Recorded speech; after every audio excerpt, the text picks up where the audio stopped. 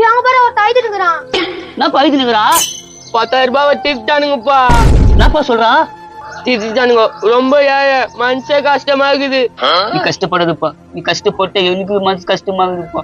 இந்த சலுக்கு வச்சுக்கோ, இனிமே குறா குறா வாங்கிக்கப்பா, என் அண்ணன் போல நினைச்சுக்கோ.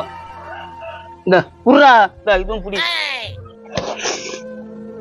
ஓப்பா, நீ கவலைப்படாத, நீ கஷ்டப்பட்ட காசு கிடைக்கும். என்னடா இவன் கை ஃபுல்லா காசு எடுத்துட்டு போறான்? ரொம்ப பாவண்டா, யாரோ 10,000 ரூபாய் திருட்டுறாங்க போல்கிறான். இவன் கிட்ட 10,000 இதுல வர திருட்டுறாங்களா?